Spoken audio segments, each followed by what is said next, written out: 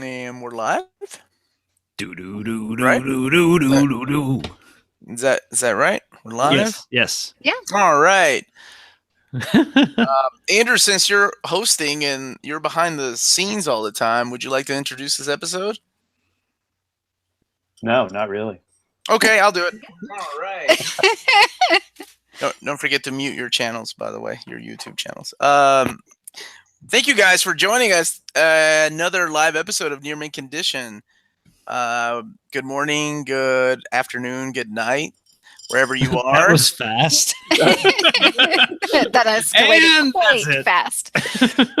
What are we talking about tonight, Tina? We're talking about things that make our hearts go doki doki. So, what are you excited or what you love the most? And maybe if you guys have any interesting, nerdy Valentine stories. Okay. That's what I put you on the spot, didn't I? How about You stories of heartbreak? Can we do that? Oh, yeah. Nerdy Aw. heartbreak. Yeah, it has to be nerdy heartbreak, Rob, not just regular heartbreak. You got to stay on brand. Everything I do is nerdy, so we're okay on that part, Including your children. including the children. All right, Jeff is here. Michael Lombardo, Nocturne 22. Thank you guys for joining us live. All right, so let's kick it off. Our favorite love stories from manga. You started off, Tina. Always me. So, manga or anime? Do manga. We'll go to anime. I'll do comic books. Okay. do manga. For manga, I mean, mine are pretty tried and true. Even though it's the most nerdiest or Yuri love story is Utena for me, which is pretty outdated. Sailor Moon, Cardcaptor Sakura. I mean, all these franchises are pretty outdated. I've been reading more shonen manga, but I've been watching more shoujo anime. Okay. So, Utna? Yeah, Utena. All right, Did what's you- it about? Oh, what's it about? Okay, What makes it so good? 'Cause, over Sailor Moon. and besides the West. imagery, I mean, come on. Yes. Well, I mean, Okay, you guys both need stationary chairs next time. oh, because we're, yeah. No. Point taken, Dan. Sorry, Dan. Sorry, it's just too cool to swivel. If you haven't ever seen Utena, go watch it or go read the manga. If you like depth in your anime or in your manga, you're going to find it in Utena. So you have a sort of weird juxtaposition of school life and battling for the Rose Bride. It's really kind of a quasi lesbian or Yuri love story in there, with a bit of weird incest and everything else. Okay, you had me at incest. I'm gonna share one of my personal favorites. It's a lot more innocent than that. This is Masonic Koku, the greatest love story ever penned. I love this manga. My wife really enjoys that manga too. What draws you to it? Maybe because I can relate to the main loser character trying to get the girl. So pretty much it's the story of Kyoko. She's a widow. She recently lost her husband, and now she inherited this apartment complex.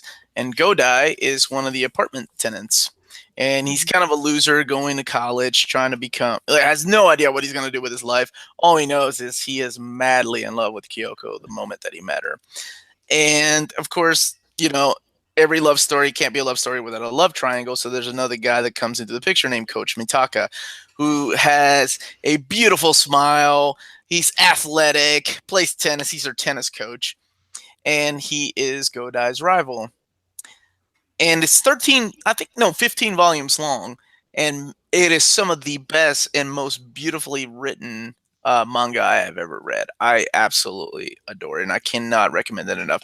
I can't believe Viz let it go out of print, but if you get a chance, watch the anime because it's just as good. They leave out a couple of characters, but the manga is beautiful and so wonderful, and it brings a tear to my eye. That the ending is so perfect. I love it. Like, because it goes from the moment that he goes into college until he finally gets a job, and then I'm not going to spoil it because it's wonderful.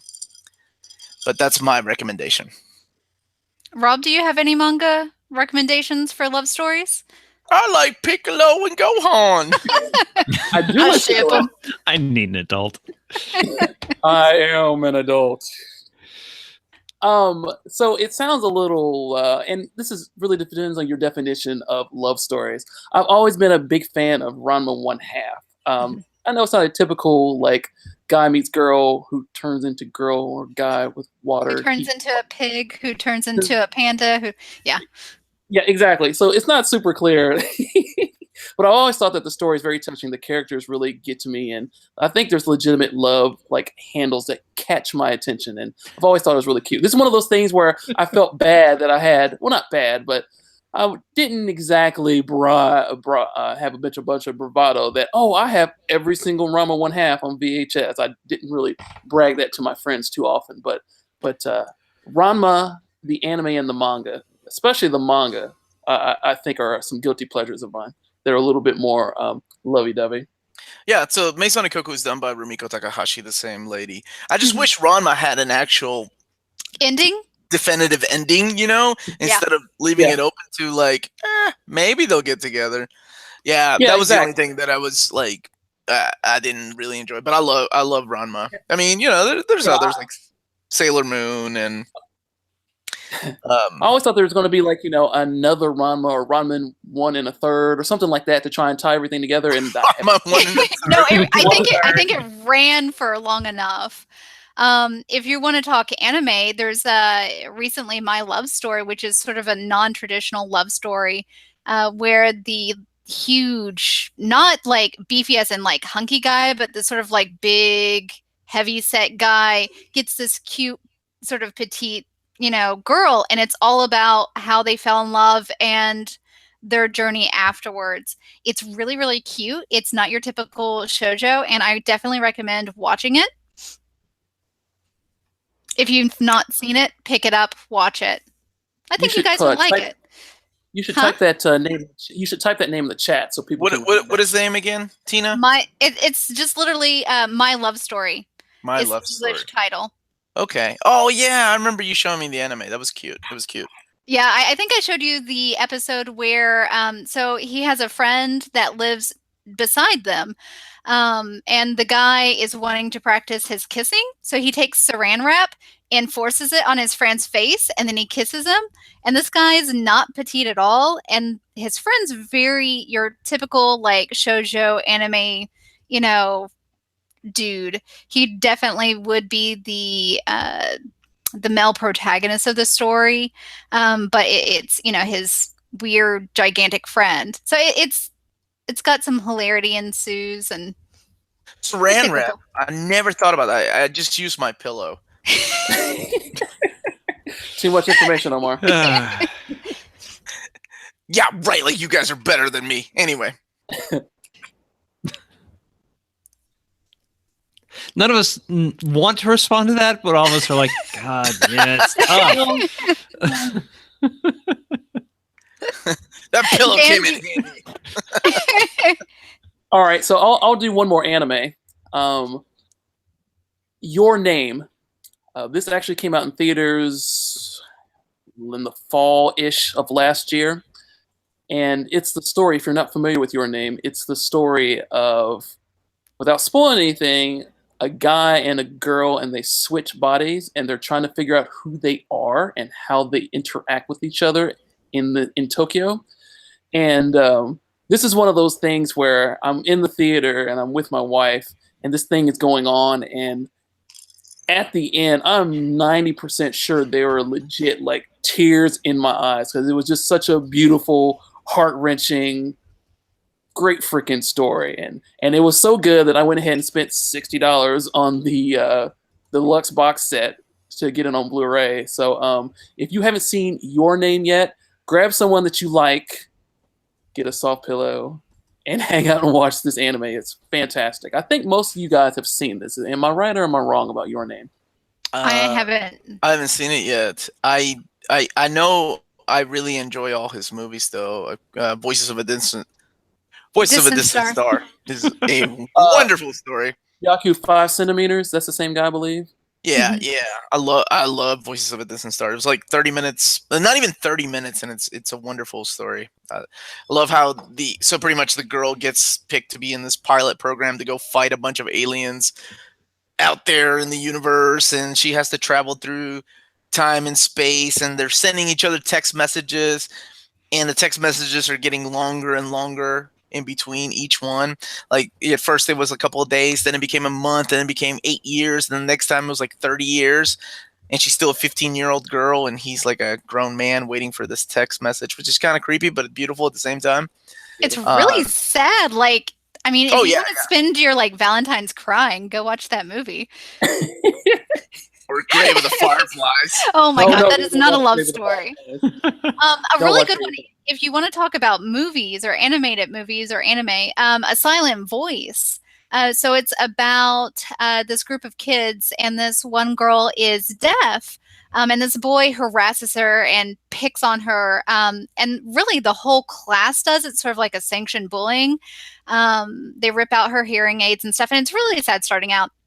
But it's all about his story when he is older, and he's trying to not only make amends, but he kind of realizes part of the reason why he did this was he cared for her in a strange way. You know, it kind of progresses the understanding that not only does he, you know, care for her, but he loves her. It does deal with some suicidal images or concepts. So if you're squeamish about that, it does delve into that because you find out that people often put a smile or a brave front, but they're dealing with harsher emotions than that. But I think it wrapped up very, very nicely, and it dealt with certain realistic issues in a very brilliant way, especially with dealing with mental illness or problems that we all face in our lives.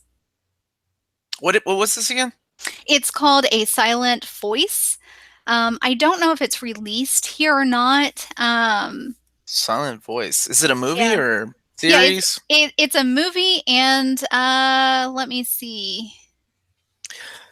It was written by Ryoko Yoshida. No, I've never heard of that. Okay. Apparently, there's a manga of it too. I haven't read the manga, but I've seen the movie. It was really, really, really good.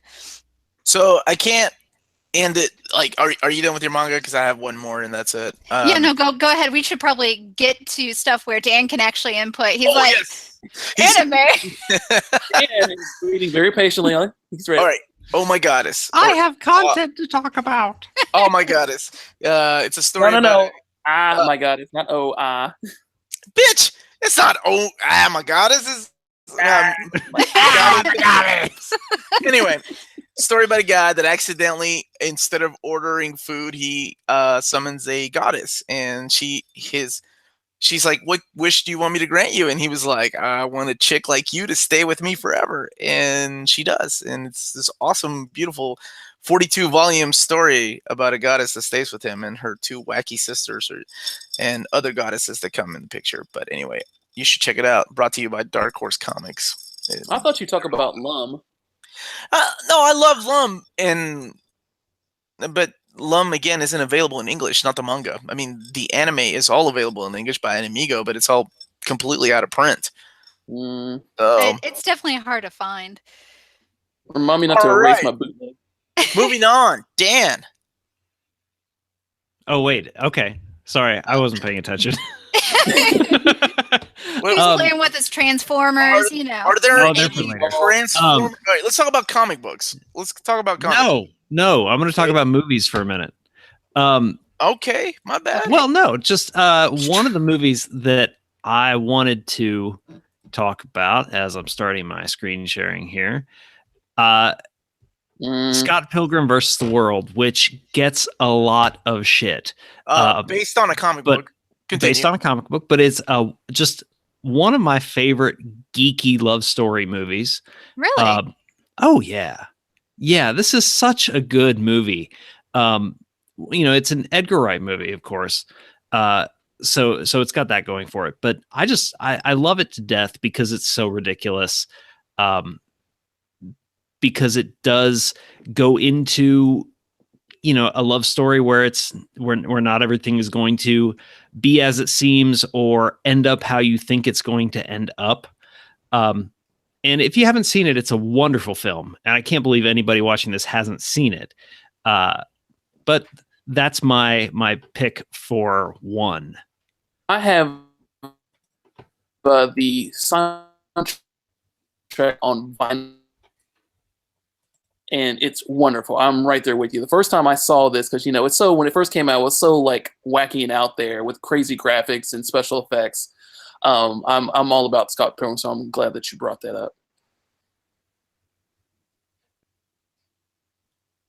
I didn't like the main character as much. I found him. His name is Scott Pilgrim. Yeah, Scott Pilgrim.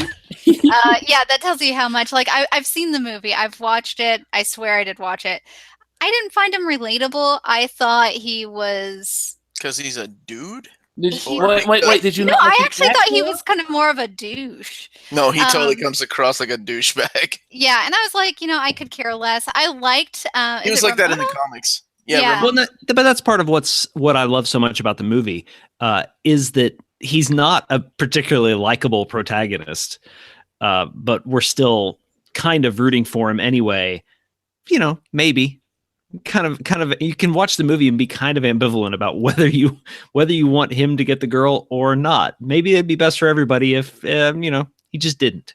I think he's going to be another ex-boyfriend. I mean, it's just she chooses really bad people.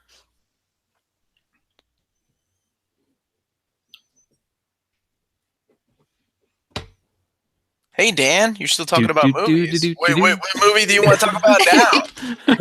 Am I still talking about movies? I just had the one. No, that's it. That's all you had was one movie. Like I'm waiting for you to continue, and it's like awkward silence while I read. I've got some other things. Go ahead. Okay. All right. Do you have other comic things, or do you have other Transformer things? You know what? I am going to bust out of our. It's not that kind of stream, dude. So far, I'm going to talk about a book. What is that? Okay. Is that a comic book without pictures? Is that the thing? It's just like a comic book without pictures. And the book I want to talk about is this series. It's called Terms. The series is called Frontlines, but this is called this first book is Terms of Enlistment, and this is the third book in the Terms of Endearment series. No, it's not. I'm sure there's a witty retort there. Somebody pretend I made it. That was so funny, Dan. I try. This is hard military sci-fi, which is one of my favorite genres just in general. But the reason I bring up this series on this show is because it is. I'm trying to turn off screen sharing and it's not working. It is. Based so much in the main character's relationship with his wife and how they're both soldiers. She's a pilot. He starts out as a grunt, moves his way up. And they, about how they're coordinating their time on leave together and how kind of their relationship is the only thing keeping them sane. And it keeps coming back to just that core of their marriage and their relationship being the thing that keeps both of them going throughout all the shit they go through. And so if you're into military sci-fi, which, come on, how could you not be? Because obviously it's great. Tina, I see your face. You check out this book. It's a relatively new series, and I don't know how much traction the author has gotten. I've kind of stumbled onto it. But I really enjoy it. There are like 6 or 7 books in the series now. He's coming out with one a year. So that's pretty prolific, actually. Oh, yeah. And then there's one other book that I wanted to talk about. I'm not even going to try to screen share this time, but it is The 100,000 Kingdoms by N.K. Jemisin. And the reason I bring it up, it is... I'm not going to go too much into the plot because it's very difficult to describe, except for the idea that there are, it's this big kingdom that's ruling over a bunch of other kingdoms. But the reason why this particular kingdom is in charge is because their god is the one who is the god who won the war with his brother and sister, all of whom were in a, basically love relationship as, but they're gods. So of course they're different aspects of creation warring and loving each other. The Romans and the Greeks did it. Why not? Right. Well, but they're, it's not like Roman and Greek gods where it's basically like, one is a personification of X and just, they're basically fancy humans. They might as well be, X-Men. This is, forces of creation that are personified. Did you say X-Men? Oh yes. I made an analogy, Omar, comparing the Greek and Roman gods to the X-Men. Carry on. Sorry, my bad. And that is just, it's interesting because the whole story is basically the fallout of what happens when you have three gods, all of whom love each other, but all of whom are jealous of the relationships going on between the other two. Which is, and it's a great book. And it's of course told not by one of the gods, but by somebody who is experiencing that fallout. And it's a wonderful book. It's a little bit different from the stuff I normally read. I've really liked it. The author, N.K. Jemisin, has a bunch of different books out that I am just starting into. And this is the first one I've read and I really liked it. So somebody else's turn. Go. Rob. Dan, be sure that you type the name of that book and the author in the chat. So yes, our lovely viewers can I will figure do out how that to right read. now. So are we talking about books? What are we on? No, you don't have to talk about books. I just, you said talk about Valentine's stuff, and I wanted to shake it up a little. So wow, there you go. Dan, okay. I'm going to show pictures of cartoon characters. Dan's the intellectual today. Oh, I got one of these for everybody.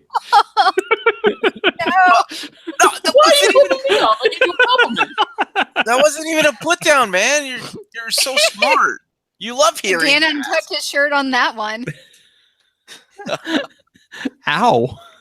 All right. So I'm gonna talk about some comic books that I really enjoy, that have a awesome love story. How did you not talk about comic books, Dan? You're a comic book guy. Yeah, I can't believe he didn't talk about Jean Grey and what's White Bread. Oh, Cyclops. Oh, this is precisely why I didn't talk about it. Because I'm gonna talk about it. That's exactly it. Nerd. I hate you guys. I hate Cyclops. Let me tell you something. This is one of the best books ever written. I love The Wedding of Jean Grey and Scott Summers. I love The Wedding of Jean Grey and Scott Summers so much that I borrowed some of the vows that they gave to each other for my own wedding vows. Now, when my wife watches this later, she's going to find out that I'm not a smooth motherfucker as much as I thought. I'm pretty Shut sure she knows. You know. No, it's just a great story. This is written by Fabian Nicieza, drawn by Andy Kubert. And it's just a wonderful coming of age, like Professor Xavier giving away, two of his kids. There is a beautiful moment in here where Professor X dances with Jean Grey. She uses her telekinesis power to lift him in this awesome, beautiful moment of father and daughter. We talked about that before I think I wrote that episode. And then, just a lot of really good dialogue and just friends coming together for this wonderful wedding. I don't know. I'm not even the biggest Cyclops and Jean Grey fan, but I fucking love this story. Next up on the list. Hang on. Before you move on, I just want to say I love that story too. It was a long payoff for just the buildup of finally they finally get to be together for a little bit, and of course it turned out to be just a little bit. Because it's comic books and you can't have anybody stable for that long, Peter Parker. So, right. I mean, and like I said, I really don't like the character of Cyclops and Jean Grey. Because you're wrong. Okay. Well, you're an idiot. But, I really like the way the story was written. I thought it was beautiful. Beautiful story. Let me see. I'm going to do a little screen sharing here. if it works. Um, Push the let me know screen when you share can. button. I did. Is it not working? And Nocturne, you know, I think it's worth saying that, you know, if your wife is a clone of your old girlfriend, it's okay. Oh, Yeah. absolutely. Yes, that's cheating. No. All right. No. Have No. any of you guys ever read Strangers in Paradise or even heard about it? Maybe Dan has. No. Have, It looks interesting. Yes, I have heard of it, but I've Okay. not read it. Strangers heard in of it. Paradise is one of my favorite love stories. Are you all seeing my screen, by the way? Yep. Mhm. Okay. So it's really the story of Francine and Kachu, these two characters right here, the hot brunette and the really pretty blonde. I fucking love Strangers in Paradise because it's one huge long saga, and it's been collected in trade paperbacks. It's been collected in like 2 omnibus editions, and it's just such an awesome story. Some real tear-jerking moments until they realize, you know, they kind of belong together. But oh, it's so good. Another one. It's Why the Last Man. I love Yorick and 355 together. I thought they belonged together. This is written by Brian K. Vaughan. Vertigo Comics, I believe, was the publisher. Collected in hardcovers and trade paperbacks. Pretty much is the story of Yorick. He is the last man on Earth, and every woman is hunting him down for his spunk or just to kill him off if they're crazy. And he ends up, you know, falling in love with 355, her name is Agent 355, who has been sworn to protect him. And it's an awesome story. If you've never read anything by Brian K. Vaughan, I highly, highly, highly recommend this series. There was another series I wanted to talk about, but you know, I'm gonna limit myself. The other one was gonna be But never mind. Marco and Lana from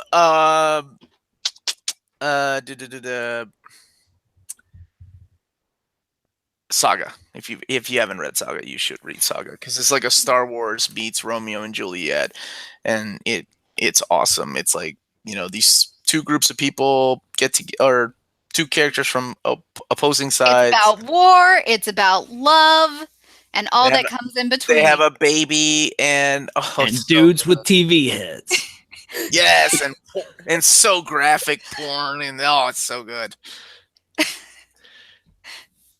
All right. Tina, do you have any comic books like Spider-Man Loves Mary Jane? Okay. Or? I have one. It's not a comic book. It is, and let me screen share this. This is a webtoon, or a webcomic, that What's a webtoon?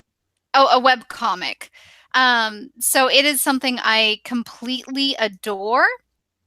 It is Our Super Adventure. It's about this couple. It's actually by Sarah Growley, if I'm pronouncing her name right, about her life with her, I don't think it's her spouse, but her boyfriend. And it's really super cute. So of course there are like little one-shots because it's a webcomic. It's kind of like what you used to read in your Sunday funnies. But of course it shows a lot of cats in there. So, you know, I'm digging it. Don't shake your head at me, Rob. Sorry, you and the cats, I swear. That's fine. No, it also, I mean, it does involve a lot of nerdy topics. So it's nice to pop in and see a nice little webcomic for the day, read it, and experience my cats, some little bits about true love or love, and then go on from there. So if you don't follow webcomics, I suggest you do. They're quick reads. You can, you know, come back to them after a little bit and catch up. So Our Super Adventure, it's sort of like a diary comic by Sarah Growley. I've never heard of this. Well, now you do. But I can tell why you like it because there's cats. Well, that's not the only reason, but yeah. Well, good. Rob, do you read anything? No, I'm not versed in the word. No. I do not. I was going to talk about a couple of video games and some soundtracks too. Do it, man. Greatest love story in video games. I bet I got some that will not even make it on your list. I'm not going to do the greatest love stories in video games because then everyone is going to immediately jump into Cloud and Aerith. No. Cloud and Sephiroth, but continue. Oh shit! How did we not talk about Guts and Griffith as greatest anime love stories? Anyway, go ahead. Sorry, my bad. Didn't mean to hijack you. My wife would disagree. It would definitely be Sanji and Zoro, but Oh my god! Yeah, please, don't let me stop you. No, I want to talk go about ahead. something. Okay. I'm gonna let you finish. finish. So I'm gonna let you finish. I'm gonna talk about something a little bit obvious, and then I'm gonna talk about something a little bit more obscure for my favorite love stories. And love being again not in a typical way. I'm a big, huge fan of Mario and Luigi. The Legend of Zelda, Breath of the Wild, right? Right. Okay. I don't know if I y'all knew feel that. like we hear this every time. Well, so Go on. the game that I just showed you was Breath of the Wild, but the game before that, Skyward Sword, was the first time where the Zelda character, I don't know, it's just because of the fidelity of the game or the acting or what she was doing, but it was the first time that I really felt compelled to save Zelda herself. Like, it wasn't like, oh, at the end of this dungeon, there's a girl rescue, da-da-da. She actually had, like things she was doing, motions she was going through, dialogue, speaking to Link, talking about her accomplishments. Like, I actually was like, I have to help her out. I have to get her out of here. I have to do this. So Skyward Sword for me is a cool love story where in the fact that it's not necessarily that Link is pursuing her romantically. It's more like Link has like this obligation, or at least I myself had this obligation where I had to help Princess Zelda. And this is continued, I believe, in Breath of the Wild. There really isn't, I don't think, reading between the lines, I don't know if there's necessarily a love story there, but there's a lot of, oh my gosh, me personally, Zelda is in trouble. She's stuck in, spoiler, she's stuck in Hyrule Castle, and I have to go help her. And all the memories that you can collect in Breath of the Wild really bring the story in. So, yeah, it's a cute love story. And when we talk about music, I'll speak a little bit more about The Legend of Zelda. Do you want me to keep going with another game? Yeah, why not? Yeah, go for it, man. All right, so that's the typical, like, if I'm not going to talk about the Final Fantasy characters, and I'll talk a little bit about Zelda. Now, something a bit more obscure. If I can share my screen, let's see if I can share my screen. Wait, have you guys played Doki Doki Literature Club? Oh yeah, all of us. You should. I never know what you're talking about. Can you all see that? No. No, it's yes, time. no. There it is. Cosmic Fantasy 2? Two. Okay. Cosmic Fantasy 2. Andrew, highlight Rob's screen. There we go. Let's do this one. That might be a little bit better. So, Cosmic Fantasy 2. This game came out on the TurboGrafx I like CD. the art. Yeah, isn't that beautiful? This game came out on the TurboGrafx CD many moons ago, early 90s. All right, I'm done sharing the screen. Let me get back to me. That was it? Really? Yeah, that's it. That's it. Were you here's the afraid thing, your Pornhub subscription was gonna message you? I have the game, so I can actually just show it. Oh, okay. This is the American art, and you see that the American art isn't quite as dope-alicious as the Japanese art. Oh, no. No, it's not. The disc itself has pretty good art. So if you've never heard of this game, there's a few of these. I think it went up to Cosmic Fantasy 4, which I do not own. I do have the Japanese Cosmic Fantasy 3, which again, beautiful art. So Cosmic Fantasy 2, and I'll put a link in the chat. Cosmic Fantasy 2 is about a guy named Van and his girlfriend named Laura. And they have wacky hijink adventures until this bad guy named Galen comes in and discovers that Laura has the power of immortality. And of course, he takes her and rips through time. So Van has to travel through time to go get this girl. And you have to think about, this came out in 91 to something like that, some time frame around that. And this was the first advent of like video and video games. Like these Turbo CD, like not video as we typically expect nowadays, but it had cutscenes similar to Ninja Gaiden, where you had your moving heads and talking mouths, but it had real completely well done voice acting. Omar, you and I are big friends of Working Designs and Victor Ireland and his work. This is one of Oh, it's the one of the earliest ones. Yeah. This is one of the earliest games. And this love story it still gets me how powerful it is. It's a slower paced Japanese RPG. And you go through, fight, attack, magic, whatever. You get a band of 4 dudes and you run through the adventure. But like when the cutscenes happen and like Van is talking to Laura, or Galem's talking smack to Van, and you're just like, holy crap. Like even to this day, this game still gives me the willies. It's just a wonderful, wonderful, wonderful JRPG. So it's old enough and difficult enough and slow enough. I don't know, you should play it, started from the beginning and go through, but there's YouTube videos of you all watching it. And there's also cheat codes of looking at the cutscenes itself. But I think Laura in this game and she's right there. Again, terrible art, but it's fine. It's fine. Victor, we love you. She might be the first video game girl that I was like, okay, this girl is really dreamy. I was totally in love with her. So Cosmic Fantasy 2 for me. Cosmic Fantasy 2. Okay, well, I'm going to go and take it back to Final Fantasy 6. Of course. Oh, yeah. I can't even roll my eyes. Final Fantasy 6 is fantastic. So go ahead. All right. Of course, talking about Locke and Celis. Greatest love couple ever. Forever. So much so that they were my wedding cake toppers. I love Locke and Celis. Apparently, so does my wife. So, describe a little bit more about their relationship. Why is it your favorite? Like, what makes it the thing for definitive?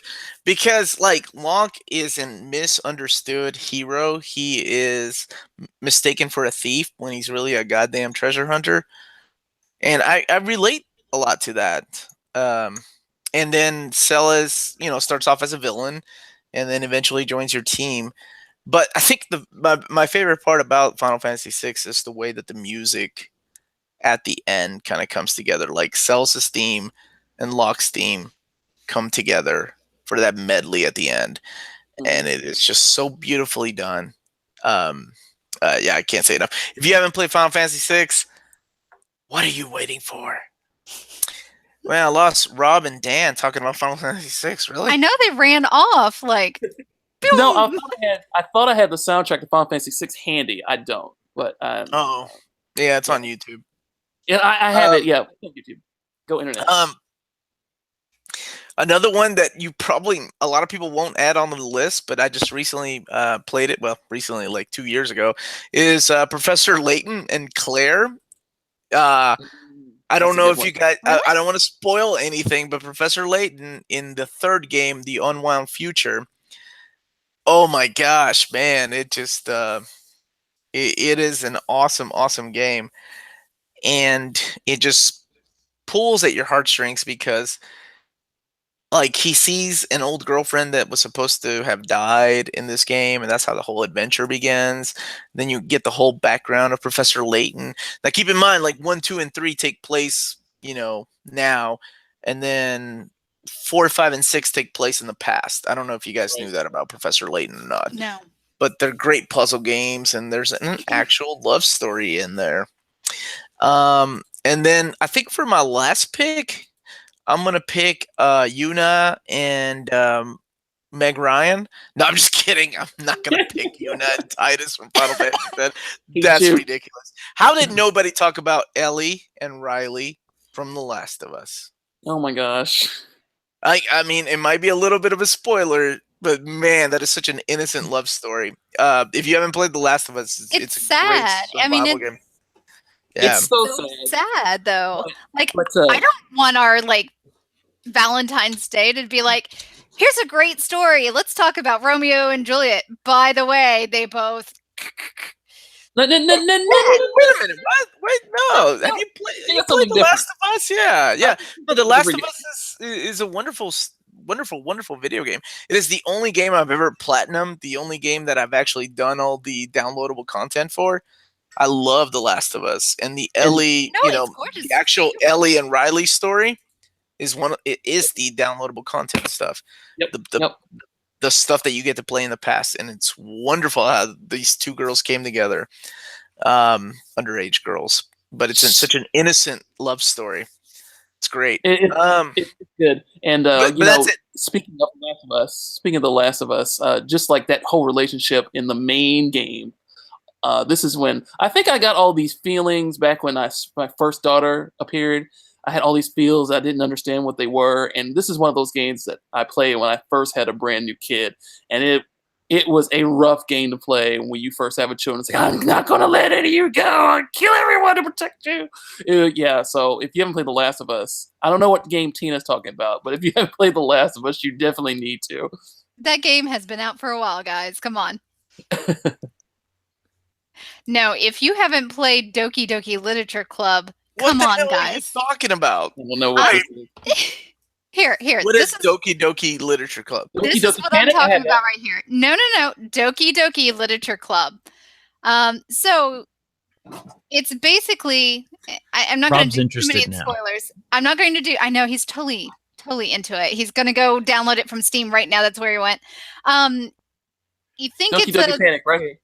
Doki Doki Panic. No, Doki Doki Literature Club. Look at these lovely ladies you can romance. It's kind of random, though, and I won't spoil too much, but you join Doki Doki Literature Club.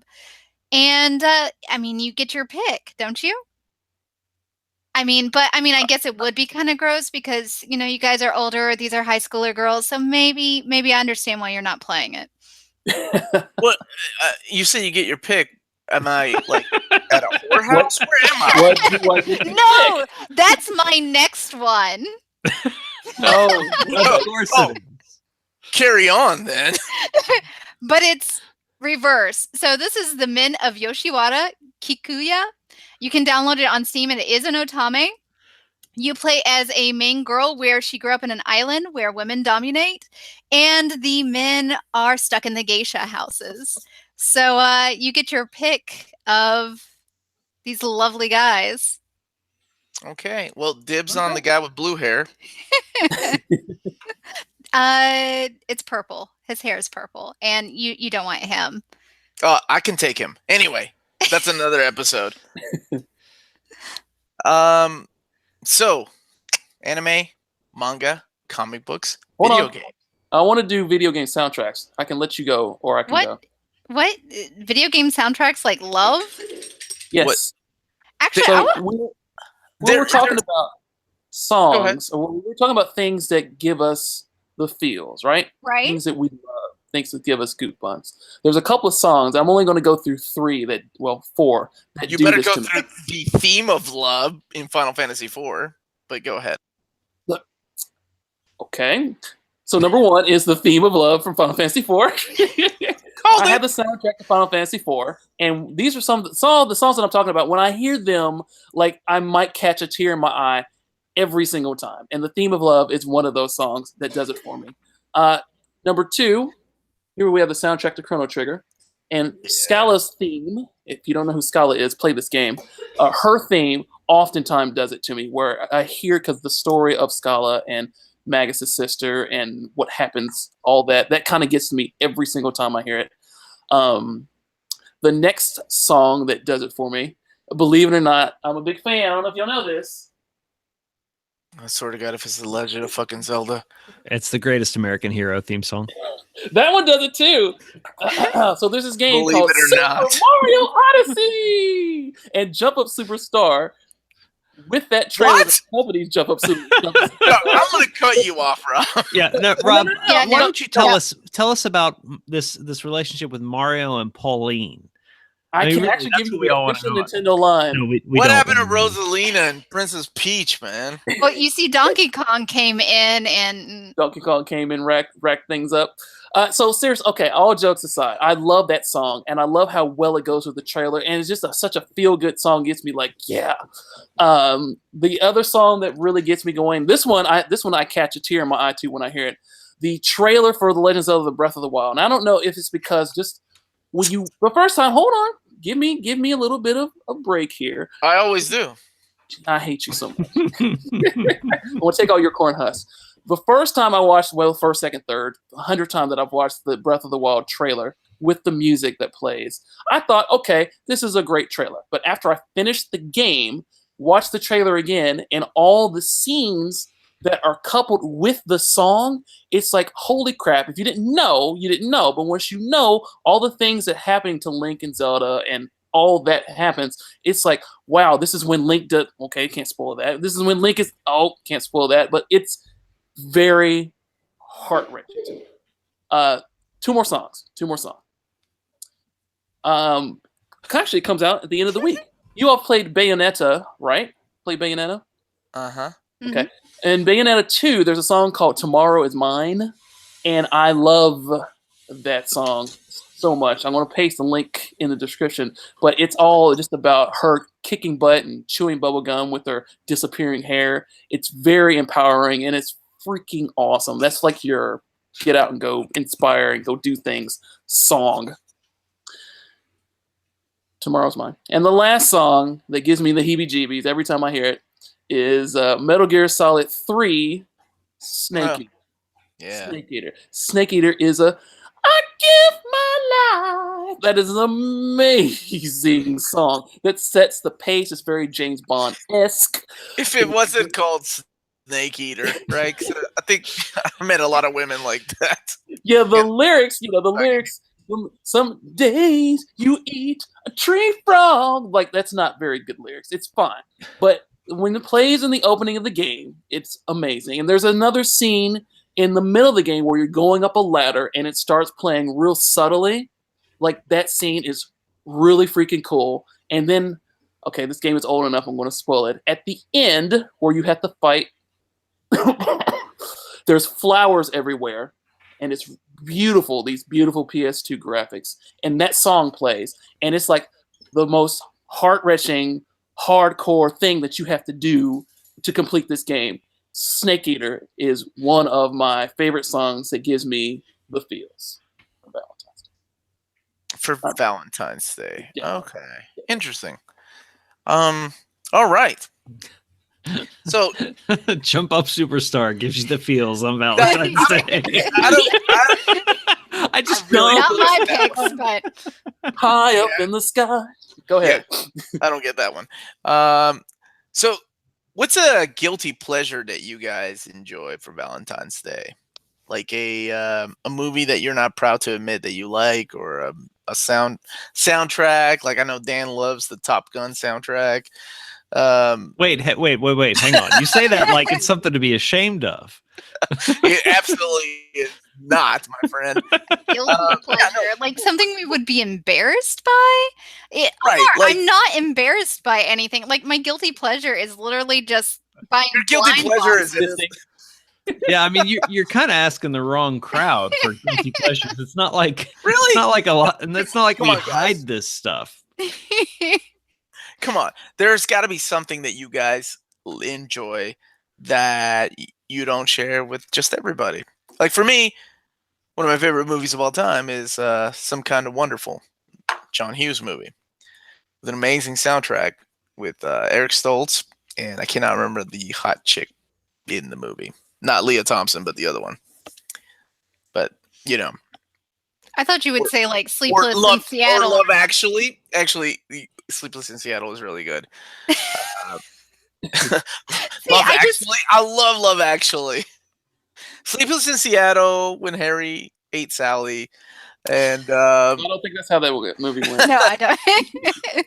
what's the other one? You Got Mail. Those movies. I mean, they're all kind of guilty pleasures. I mean, for most people, they would say, "Oh, watching cartoons would be my guilty pleasure," but we like thrive watching cartoons and anime and everything else. So I can't think of a single thing that is embarrassing except like Bart's Nightmare. I like to play shitty God. games. Bart's what the Nightmare. hell is wrong with you?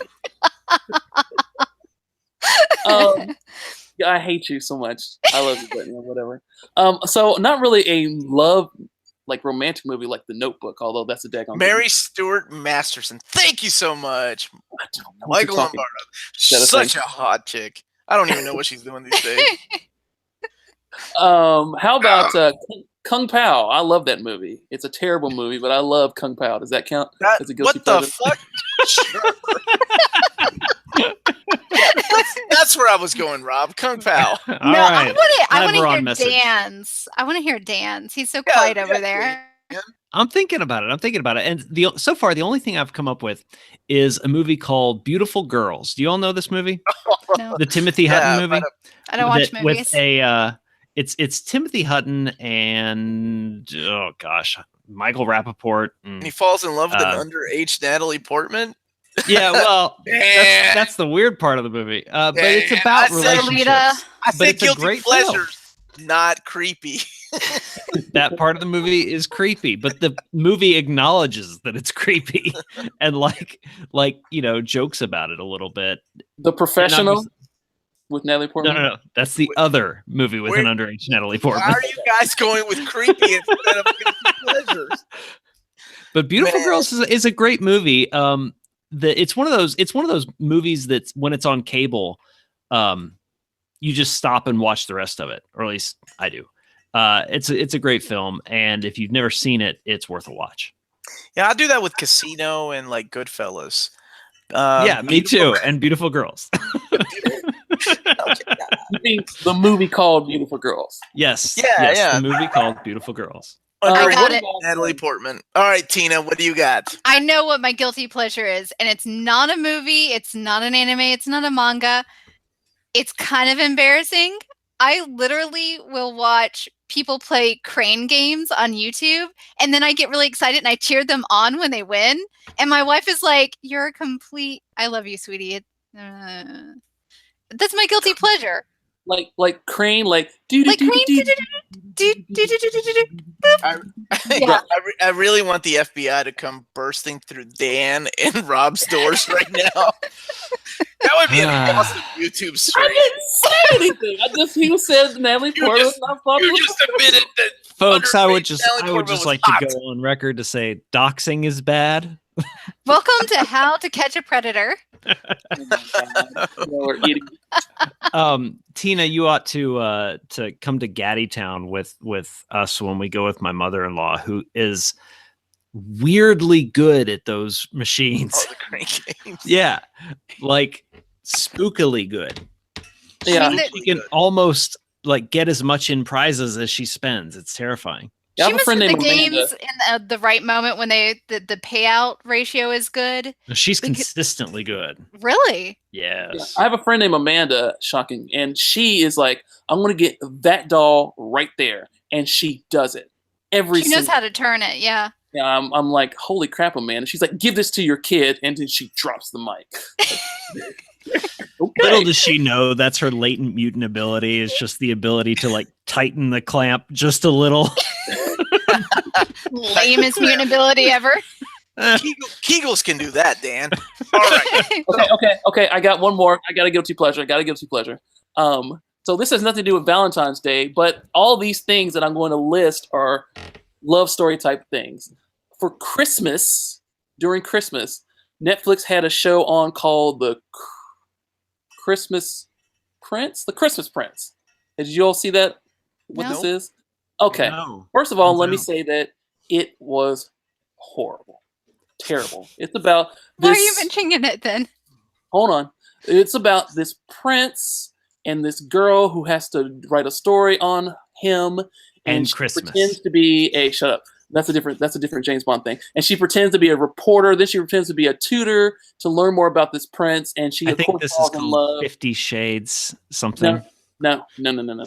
So It stars a young underage Natalie Portman. Wait, did somebody say underage Natalie Portman? Look, he woke up. He was asleep. So The Christmas Prince was a terrible movie, but it was so terrible it wrapped around and it was amazing. Fantastic. And it's probably still on Netflix. I guarantee someone has seen this movie and been like, okay, The Christmas Prince is dope. So then after that, it was like, what other terrible movies on Netflix can we look at that had Christmas themes with them? And they're all love stories. So I watched through this the wife and I watched through like 10 of these horrible Christmas movies that were all so sappy love stories, but they were fantastic and so entertaining. So even though I didn't do this during the Valentine's Day season, these Christmas love story movies on Netflix, absolutely. If you were like, hey, let's watch another one of these, I'd do it. Let's do it. Absolutely. Okay, cool. I I don't know how to follow it up. Let's take it to the let's take it to the chat and see if there's any questions, and then we can call it a night, guys. What do y'all think? Or unless anybody has any more Natalie Portman's movies they want to share. No. Chat, what do you have for us? Nothing. Well, it takes a second. Beautician and the Beast. Did you watch that, Rob? Beautician and the Beast. No. I wonder if I can come up with the Netflix list. Oh, they're so amazing. I have to see if I can find them while you guys are taking chat questions. We got this, man. Of course, there's about a 20-second delay, so A little bit of a lag. if we just wait and be like funny and cool. So go Omar. You're a funny and cool guy. That's how you see me, man. You're in for a No, it's not. I'm just trying to make you feel good, man. Trying to pump you up. Thanks. Hey Omar, what's in that drink? Whoa. Voice of God. Okay. Well, Andrew, That, you guys, is Andrew. joke's on you, buddy. Drink's empty. And it was my bourbon and cranberry juice with a twist of lime. That's my go-to drink when I want to be civil, and not get crazy. I have an episode of near me condition. Almost said about heroes. Back in the day. Kemper asks, what is your favorite Sade song? A Secret Taboo. Who's Sade? Oh my God. Leave. What's a Nubian? I'm serious. Thank you, Dan. That was good. You know her song. Come on, smooth operator. That's the only line I know. I can't do her voice justice. She's awesome. I listen to like 80s primarily, guys. Like, It's and in the It's 80s. Smooth operator came out in the 80s, Tina. 80s. oh, okay, no, I know Smooth Operator. Okay, I got you now. I got you. All right, least favorite comic couple. I'm gonna go with Storm and Forge. What Really? the fuck? What? They were Dan! great together. Dan, So racist. Interracial couples do You're work. No. Just because they when I was reading those books, I didn't understand why two people who seem to hate each other and who consistently like proved that they weren't good for each other kept Like being Scott forced and back together. Jean? No, they're a match made in heaven. No, they're not. I think Scott and Jean are my Match least made in the favorite Phoenix couple. Force. No, but when I saw that Maddie had posted that question, that was who instantly came to mind, and I'm having trouble justifying it, but like, boom, it was like right there. Oh no. Let's see. I see a question here. Favorite. I'm gonna go with the Adam and Jean Loring to answer that question. Because I hated Easy. I hated fucking Identity Crisis so much that anyway, I'm not gonna get into it, but Jean Loring and the Atom did not belong together. I hated that story, and they're my least favorite comic book couple, along with Black Panther and Storm, just to piss off Dan, because Storm belongs to Forge, my friend. Anyway, go ahead. Next I question. saw that another question was favorite Valentine's Day meal. We don't really do Valentine's Day because my anniversary is right close to it. But if I were to say something, steak and cake, baby. Steak and cake all day. Grilled mackerel. What? I love it. I will eat it day in and day out. Is that a euphemism? No, it really is my favorite meal. My wife would be like, "It's nasty. It's gross." She likes steak, but no, grilled mackerel. Okay, I'll be spending Valentine's Day by myself, so bourbon and cranberry juice Bourbon with and a cranberry. lime. We'll go see Black Panther together, Omar. We can have our Valentine's Day date. All right, Dan, Oh, what about you, buddy? Favorite Valentine's Day meal? I don't know. It's a day you make a nice meal. I can't think of anything in particular that we eat on Valentine's Day that's It's a scam. special. It's a holiday. It's a Hallmark. Really? Yeah, You can't think of anything. Nothing. Like you guys said, like Lori makes anything. Lori says fondue, which we've There made you before go. on Valentine's, I suppose. Maybe. Wow. Okay. we've got another question. Devilman Crybaby, worth a watch? I say yes. Yeah, I like the first few episodes. It's dope, and it goes back to that go in the guy feeling of Devil Man. Have you seen the whole thing, Tina? Yes, I have. I really, really love the ending. Didn't read the comics. I vaguely glanced over them, but I really enjoyed the Netflix, series. So I'm familiar with the original Devil Man, power but to them. not this. So good deal. I'll have to give it a shot.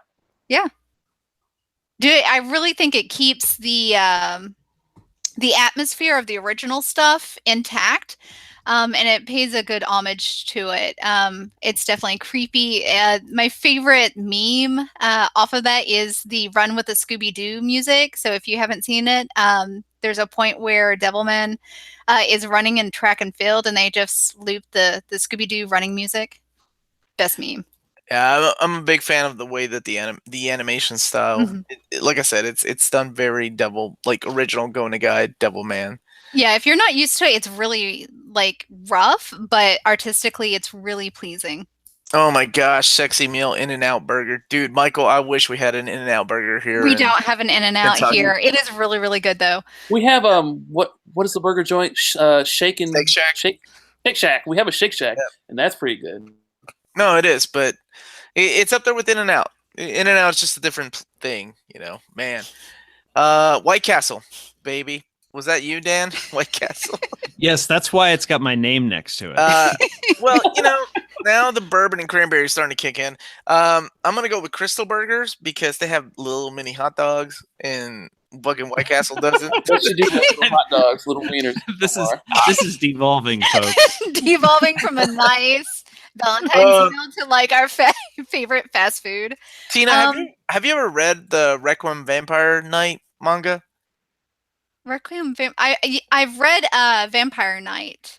I never have, so I didn't know if you had. Somebody was asking about Yeah, that. it's actually an interesting love story. I was surprised where they went with it, though. No spoilers, but yeah, I'm sad that the anime didn't continue on like the manga did. Oh, yeah, so it's not a manga. Okay. Wait, are you I not stand talking about corrected. Vampire Night? I 'Cause thought they were Vampire talking Night about is a Vampire manga. Night. Maybe so. It's Is Requiem. Requiem? Oh, it's a French comic book. Okay. No, I have okay. not read it, but So I there would. is a manga called Vampire Night that's really good, and that's what I was thinking of. So no, That's what I thought too. I've not read Requiem Vampire Night. I haven't either, but I'm a big Humanoids fan, so I probably will be reading it. It's a French comic book. Let's do one more question. One more question. All right. What do the comic book readers feel about the Batman Catwoman proposal? I'm good with that. I'm also. I love when characters progress, like when the stories move forward. And I guess we're still on the cliffhanger. Does she? Is it a yes or a no? We don't know. We don't know yet. Ever since Batman Rebirth by Tom King started, I guess about a year and a half ago, there was a cliffhanger where the proposal came up. So we don't know if it's a yes or a no. I'm a big fan of the whole marriage thing. That's cool, man. If it works for you, that's your thing. Sponsored by Omar's wife. Hey, you know who's not a And fan? bourbon and cranberry. Yeah, apparently. You know who's not a fan? Joe Quesada, because he broke up Mary Jane and Spider-Man. So, all right. What do you guys feel about Superman and Wonder Woman pairing? I'm gonna take it back to Mallrats and say that Wonder Woman is the only woman that could Oh, Yep, that's super- Superman spunk. Super wall, inner walls of. Okay. I'm done. Yep. All right, guys, was that it? I think that's it. All right, excellent. It was so good to talk to you guys. I feel like you guys are here with me in my hotel room. Now I We gotta are go here drink with you, by Mark. now I gotta go drink by myself again. I think he's hiding an underage Natalie Portman over there in the corner, guys. Call the cops. Now, if you know Omar Valdivieso, you know he is not into underage chicks. All right. No. So let's Just call it a night. Thank you, everybody, for joining us. It was so fun to do this. Yep. Really appreciate it. Thanks for showing up. Rob, Dan, any last words? For me, we didn't do the fanfic. Oh, right. Fanfic. Right. So Dan was supposed to write a fanfic. Dan, you got your fanfic ready, buddy? Yeah, ready. All right. We made promises, man. It's gonna be dope. Okay, here we go.